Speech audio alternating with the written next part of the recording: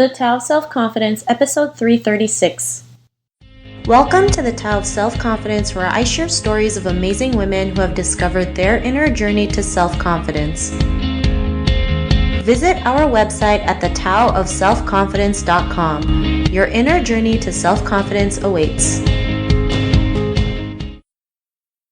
Well, hello friend. Welcome to the Tao of Self-Confidence, where I share stories of amazing women who have discovered their inner journey to self-confidence. I'm your host today, Sheena Yap-Chan, and today I have a phenomenal woman on the show today. She is a writer, a filmmaker, and she's also a director of the web series called The Croissant Man, and I'm just really excited to have her on and share her story with us today. So without further ado, I'm going to introduce you to Tulica Singh. Tulica, how are you today? Maybe you can fill in a little bit more about yourself to our listeners. Hey, thanks, Sheena. I'm good. So I'm currently writing for TV. I started off with this digital series, Croissant Man, that did deal with depression and lack of self-esteem. So I'm really excited to talk about confidence on your podcast today. Awesome. And it's great that you were able to do a documentary about self-confidence and self-esteem, because I think that's something that's most people aren't aware of. And I think the first thing is we bring awareness and we can find the solutions to that. So thanks for doing that too. And what's your cultural background? So my dad is Indian and my mom is French. Thanks for sharing that. And Tulica, what would be your favorite self-confidence quote? So my favorite quote is from a Holocaust survivor. His name is Corey Ten Boom. And it goes, "Worrying does not empty tomorrow of its troubles. It empties today of its strength." Thanks for sharing that quote, and I love that because I'm sure we've all been there. We've worried to the point where there's really nothing to worry about. And the same amount of time we focus on our worries, we can actually switch that and create something wonderful, right? I know I'm a big worrier until now. I've learned to just worry less, but before I was like, it was crazy.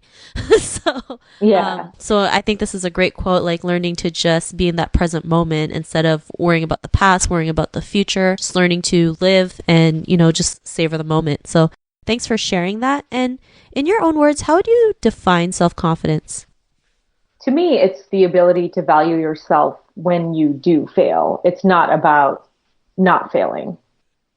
I think that's a great definition, especially when it comes to failure. I don't know if you ever grew up like thinking failure was such a bad thing. Mm-hmm. I know it's like growing up as an Asian kid, it's like if you fail your test, it's like you're ashamed to the family. And it's like, it's so crazy how they program failure as like something so bad that when we grow up, it's like, we're bad kids or we're bad people if we fail in something, not realizing failure is a part of life, and it teaches us a lot of values. It teaches us how strong we can be to just get back up and keep going. So I really love what you mentioned. It's short and sweet, but very powerful at the same time. So thanks for sharing that. And what was your life like before your discovery of self-confidence? For me, it kind of manifested a lot in my feelings of self-worth in the world. And and as Asian women, right, we feel like we need to be polite. And that starts with, you take my seat, I'll stand, or, oh, you go first, it's fine. And all those little actions tend to kind of ball up and make you devalue yourself. And so now you start putting everyone ahead of yourself, and then you start thinking that, oh, well, they should do that project, not me, because they're more qualified. They should get that job, not me, because I'm not qualified enough. And it really kind of sells yourself short and has some pretty dire consequences. And I think it does start from something as simple as wanting to be polite. This is something that most Asian women deal with, right? I mean, it's like we have to be polite about everything, and it's like we're not allowed to brag, we're not allowed to make any noise. And when, the real stuff comes up, like when you're an adult, and it's like you try to give everything away because you feel like you're not worthy enough to go after what you want. And it does come from when you're younger, right? Because it's like, no, you let that person go. Don't be so selfish. Yes. Don't be so braggy. And it's not even being about brag. It's like, if you want to do it, you should go ahead and do it. So, I think it's something that most women go through, right? That's why when we grow up or we want to become an entrepreneur, I think it's a lot harder for women because we feel like maybe we're not up for the job, or maybe there's someone out there who's way better than or more qualified, right? When really we're all qualified. Totally. We're all qualified. We just have to go out there, take action, and just make some mistakes along the way. So Yeah. what was that point in your life when you realized like you didn't have to be that way? Like you can be, this confident person. Like what was that aha moment in your life? I think like for me, I wouldn't necessarily say I had an aha moment. And I think that was ironically enough, my aha moment was realizing that it wasn't because I did think like I realized that I had an extreme lack of self-confidence. People were telling me that I was doing really well in my career and I didn't think I was doing anything at all. I thought I was lazy. I thought I was, unqualified. And so I did the only thing I knew to do and like started reading books. And I started with like Self-Confidence for Dummies and then the Cognitive Behavioral Workbook for Confidence. And as I was reading all of this, they were saying like, you have to do this every day and this every day. And I was waiting to just kind of become a confident person. And then I realized that it's not a different way of being. It doesn't feel any different than when you're not. It's almost like you don't actually realize that you're confident. And that's the confidence, is when you're not thinking about it. And then, the fear is still there, but you go ahead and ask anyways. And, I think it's just kind of like letting yourself tell, someone you care about, hey, I can't make plans because I'm going to sit and journal. And that's what I want to do. And that's not, you don't have to worry about hurting their feelings or doing something just because somebody else wants you to do it. Sometimes we just have to not think about it and kind of let it come naturally to us, especially with confidence. It's like we focus on like, I have to be this person, I have to be that person, I have to be this person. If I don't do this thing, then I'm not confident enough. But like confidence every person has a different definition of like what it is, right? To what it is to them, what they have to do. And when they can learn to just kind of let go and let things come naturally, like then you start building that confidence up.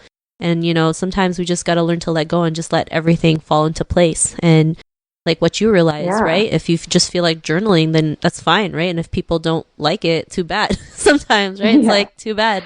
Yeah, just letting go of that idea of who you think a confident person is, because that person doesn't necessarily exist. Like everybody's afraid all the time, and realizing that that's okay. Yeah, totally. And then, like because of that realization, what's your life been like now? It's just, I do feel a lot lighter, I think is the word, and letting go, is the perfect kind of segue into that, because I think about it a lot. I actually was pretty crippled with a lot of social anxiety. There were times where I couldn't leave my house, and it was really, it was at strange moments, and I couldn't leave because I thought, this person is going to judge me when I go to the store and I haven't been out. Oh, it's noon. Like they're going to think that I'm lazy, even though it's my day off and they don't know and I have to explain all this stuff. And now, like, I'll catch myself, because I have a career that's more of a freelance thing, so I don't work a regular hours. And sometimes I think, oh my God, I'm leaving the house at noon. People are going to think I'm lazy. But then I am able to tweak that, and I have a stronger voice that's just like, who cares? Like, nobody cares. No one's actually watching you and timing when you're leaving your house. Just leave your house and do it. And I think what I'm doing and getting closer to is just minimizing the time I have where that voice in your head is telling you you're doing all the wrong things, and then you have that counter voice that's saying, no, you're not, it's fine. So it used to be like an hour, and then it was half an hour and 2 minutes, 1 minute, 5 seconds, so that's where I'm at, saving a lot of time.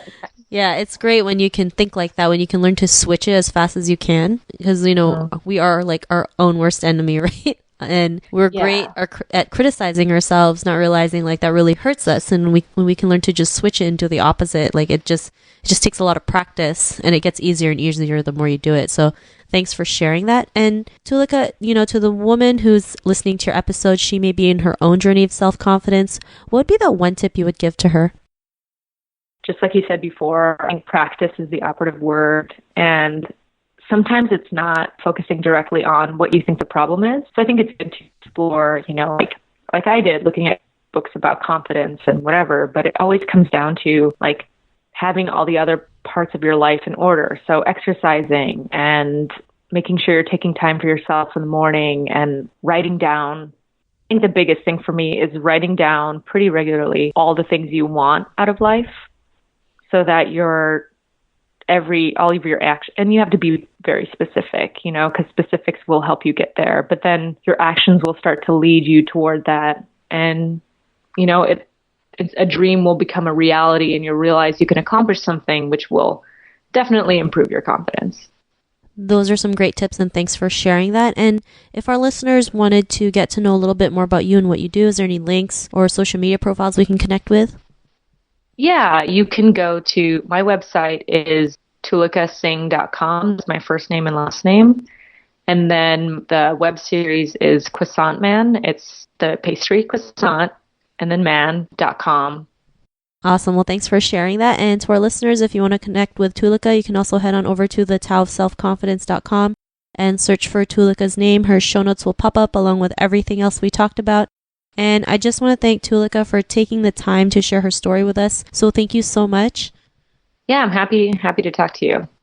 Awesome. Thanks again for coming on. And to our listeners, be on the lookout for another new episode of another amazing woman's journey to self-confidence. And we'll talk to you soon. Bye for now.